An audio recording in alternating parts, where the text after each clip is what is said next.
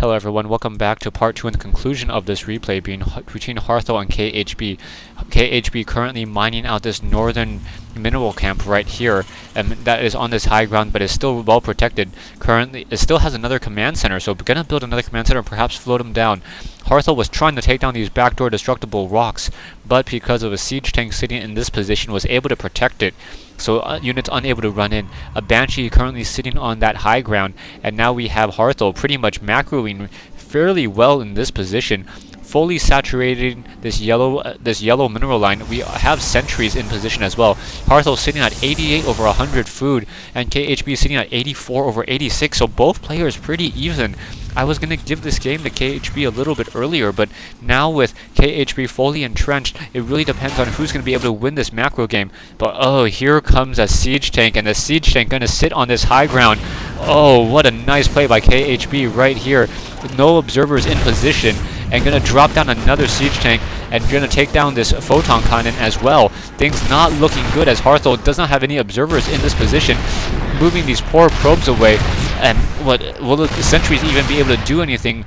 Just these two siege tanks blasting away at that forge, desperately wanting to do that upgrade. We'll see what's going to be happening. No observers. There's actually an observer in the back of the base here, but Harthal with no flying units, no way to really take any of those units down. There is a warp prism, and that warp prism should probably be moving off to that north-hand side to try to protect this expansion. This Nexus already down to 500 hit points, and this is going to be trouble. Just very, very bad trouble for these, as these siege tanks are going to be destroying this right here. So we'll see how the macro economy is going to work now that that Nexus is gone. Siege tanks are quickly trying to come back in, and now we have with that medevac being able to pull to the back side. So medevac very nicely done, moving with that Banshee. Gonna go ahead and sit up on this position and perhaps siege once again, using that Zelnaga watchtower as sight. So that siege tank next to a Zelnaga watchtower is just very, very nice as it's able to shoot out further. Warp prism now trying to move over here as well. KHB smartly leaving one of those units behind. And now if he tries to drop this down, trying to take down that Banshee getting taken down, now trying to take down the siege tank is still getting trying to get taken down as well, and there's now another siege tank, picked up and dropped off.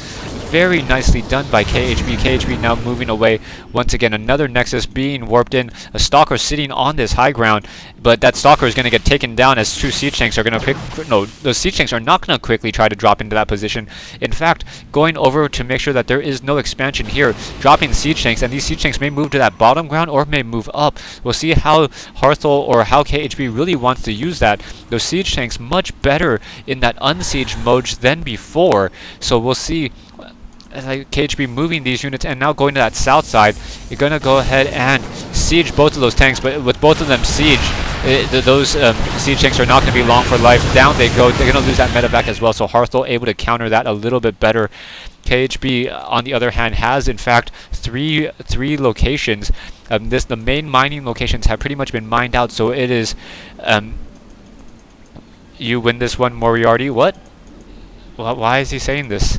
KHB now moving this one, moving the command center down over here. I do not know why KHB just says you win this one, Moriarty. I guess he's Sherlock Holmes. Don't know. Supply depots being built on that backside. Harthal still sitting in with that observer. No warp prisms anywhere on the map. The command center now building as a planetary fortress, but there was no SCVs loaded up into that one particular planetary or into that command center. One thing to note: planetary fortresses cannot in fact cannot lift off once they are in position. So you better be that one particular location better be a very, very valuable location if you do not want to use that command center once again. Disruptors, Harthal sitting on a fair amount of minerals, 752 compared to KHB's 500 right now, but KHB massing up, going to get up to 150 food as opposed to Harthal's 125. The weapons upgrade, single weapons upgrade, so these particle disruptors doing 16 damage instead of 14. Taking a look at any siege tanks are not upgraded, so only a base 60 damage. I do not see any other units. And wait, it's gonna be mass battle cruisers. Are we mass battle cruisers? No, just one single battle cruiser and a Ravine. I was hoping to see some mass battle cruisers. So that Ravine now moving out with that battlecruiser. Ravine has that point defense drone, and that auto turret does not have that seeker missile. So very, very nice so far. That Ravine now up in the air, and oh my goodness, I did not catch this. Here is a large army of marauders and battlecruisers. I've been missing this. So wow, that's what, 6 battlecruisers, currently a 7th battlecruiser joining the mix, and also having some marauders. So there's no phoenixes and no void rays. Void rays are really what's going to be needed in order to take down any of this. No Stargate. There are colossi, but those colossi are just going to get taken down by those marauders. This large, very large army consisting of what, 12 what is that, about 14 marauders, and those battlecruisers also supporting them. It's going to be very, very bad fight. Colossi on that high ground, stalkers coming in from the back, marauders quickly getting destroyed those, but Yamato cannon being shot, shooting down all of those colossi. Battlecruisers coming in, trying to destroy them as well, able to just continue to shoot down.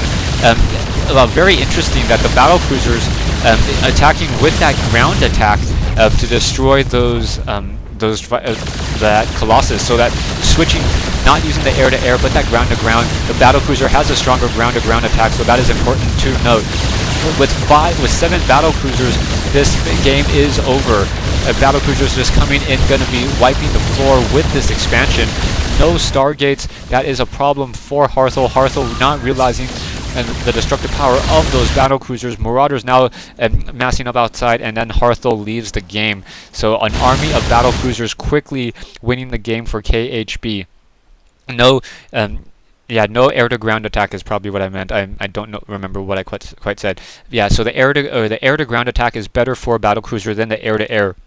It is damage of 10 with a range of 6, as opposed to a damage of 6 and a range of 6. Normally it tells you how many attacks there are. I'm quite surprised that it doesn't. I think it's 6 and 6. Yeah, thanks for watching. Thanks for listening. I hope you guys enjoyed these games with KHB.